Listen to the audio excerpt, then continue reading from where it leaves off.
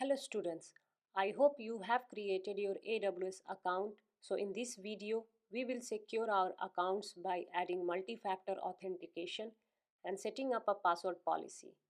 Before we start the configuration, let's quickly understand what is MFA. It is an authentication method which validates the user's identity. So when any user tries to access something which is secured with MFA, they need to provide two or more pieces of evidence to gain access. So let's go into our AWS account and secure it with MFA. For that, we need to go to the Identity and Access Management service. So here we are in the IAM dashboard, and as you can see, we have already got a couple of security recommendations from AWS. The first thing it's saying is that you should add an MFA for the root user. So let's add it. Select My Account, then click on Security Credentials. Here you can see the account details. Let's scroll down a little bit. Here you can see that we don't have any assigned devices. So let's click on Manage MFA device. We are going to use a virtual MFA device here. You will have to install an authenticator app on your mobile device or your computer. I used to use the Google Authenticator app on my phone because that's completely free to use, so I will use that. But if you don't already have one installed on your phone, install the Google Authenticator app and then click on Continue. The next thing to do is click on Show QR code. Once you see the QR on your screen, just scan it using your phone and it should open the Google Authenticator app.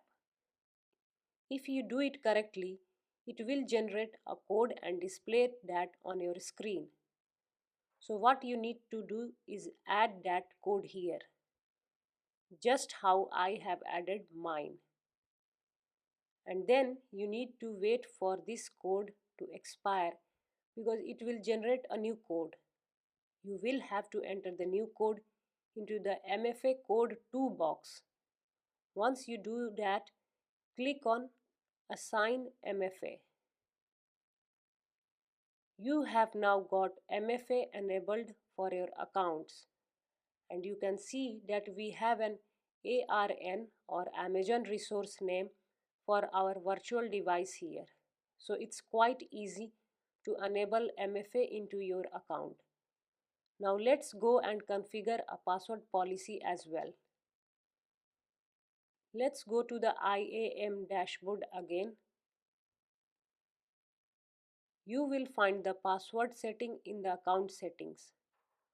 On the left hand side, we will click on Change Password Policy and enforce a policy on our account. You can change a lot of things about the password, for example, the minimum password length. Let's change it to 16.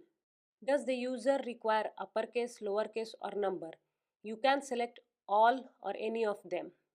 I will select all, like this is a good practice to use both uppercase and lowercase letters in the password, and I recommend you do the same.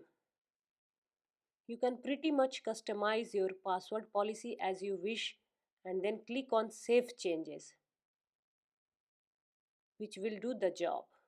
So now every new user in your account must follow this password policy while creating or resetting their password, which will improve your account security.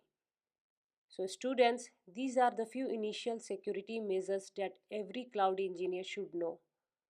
Cloud security in general is a very important topic both from the certification exam and interview point of view, and I hope you understand it thoroughly. That's all for this video.